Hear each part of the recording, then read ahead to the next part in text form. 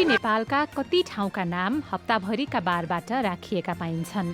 ताप्लेजुङ सदरमुकाम फुङलिङ बजारको तोक्मे डाँडामा शनिबार बजार लाग्दो रहेछ। त्यही सञ्चरे बजारमा यसै क्षेत्रका सांसद भूपेन्द्र थेवे एकैछिन डुले। कोदालो पनि 500 नै हो। 550 हो, तर दिँदाखेरि मैले 500 मै देखेछु। यो कोदालो चाहिँ परापूर्वकालदेखिको पेसा हो, यो पेसा छोड्नु हुँदैन।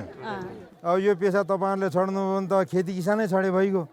हो नि, राम्रो गर्नु, हातमुखै जोडिँदैन यो पेसा छोडेपछि त। यसपटकको ताप्लेजुङ यात्रामा हामीसँगै पत्रकार नारायण वाग्ले र कवि निवास शाह पनि थिए। बजारमा कपडा सिलाइ व्यवसाय गर्ने 73 वर्षका विक्रम नेपाली भेटिए। पहिला तपाईँको बाली प्रथा थियो, सालभरि काम लगायो, 5-10 पाथी धान कोदो के हुन्छ त्यो बालीको रूपमा दिन्थे, काम लगाउँथे। त्यसले त पोसाएन भनेको। अब सम्मान बढ्यो, पारिश्रमिक बढ्यो, अब त हामी पनि ज्ञान पस्यो नि, आफ्नो मेहनतको पसिनाको कमाइ त लिनुपर्छ नि। अनि अहिले छैन त छुवाछुत? अब छुवाछुत संविधानमा लेखियो, त्यहाँभन्दा बढ्ता के लेख्नु भयो होइन।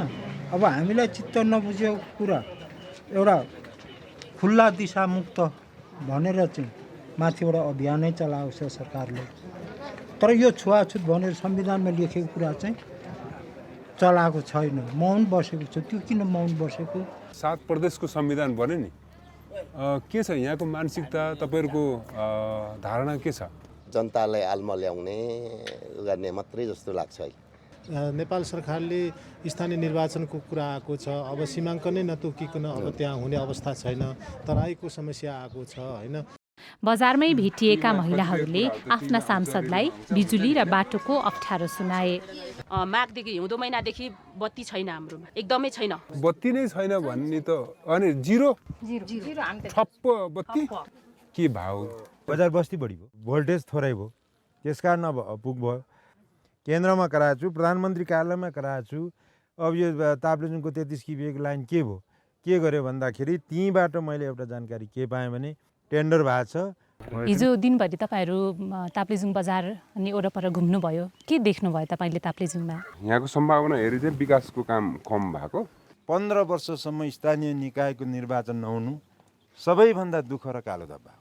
जडीबुटी र बोटबुट्यानको सुन्दर बगैँचामाझ 65 वर्षका ओम प्रकाश राई भेटिए।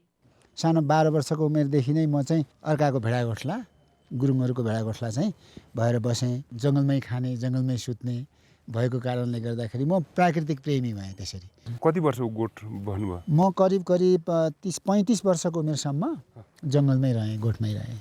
त्यस पछाडि चाहिँ म आएर यसरी सामाजिक काममा लागेँ। गाउँमै आएर सामाजिक काममा लागेँ। एउटा छोरा सिङ्गापुर प्रहरीमा गए, अर्को छोरा चाहिँ स्विजरल्यान्ड गए, छोरी अमेरिका गइन्। उनी कसरी कहाँ पढाउनु भयो, कसरी हुर्काउनु भयो त? कान्छा चाहिँ छोरीले काठमाडौँमा बस्दाखेरि ठमेलमा 1200 रुपियाँ तलबमा भाँडा माझ्यो भनेर छोरीले त्यहीँ पढाइ, उसलाई चाहिँ गोराले पढायो। दुःख गर्ने मान्छेको निश्चित गरिबपना, दारिद्र्यपना नाश हुन्छ, विवादै छैन। भनेपछि तपाईँको अलैँचीको आम्दानी चाहिँ छोरीहरूमा लगानी रहेछ? त्यतैमा छ। पश्चिमको समाजको के चाहिँ हुँदैन त्यहाँ यहाँ भएको जस्तो अहिले उहाँले जे कुरा गर्नुभयो नि? जस्तो उहाँले 3टा छोरी भएर पनि फेरि छोरा पाउनु भएन रहेछ होइन। त्यहाँ भए त 7वटा छोरी भए पनि छोरा पाउनुपर्छ भन्ने धारणा छ कि पश्चिमतिर। अब अलैँची खेती भए पनि अब सुकिरहेको खेती भनेर राख्नुभएको छ। तैपनि म छोरीलाई पढाउँछु भनेपछि त्यो छोरा र छोरी सन्तान एउटै हो भन्ने भावनाको चाहिँ विकास रहेछ। यो घाम कसलाई सोधेर आगो बाल्छ र म सोधु बडाबा, म आगो बालु कि भनेर। यो फुल कसलाई सोधेर फुल्छ र म सोधु बडाबा, म फुलु कि भनेर। हो बडाबा, जीवन इन्द्रेणी हो, सबैले आफ्नो रङ खोज्छन्, मैले पनि आफ्नो रङ खोजे बडाबा।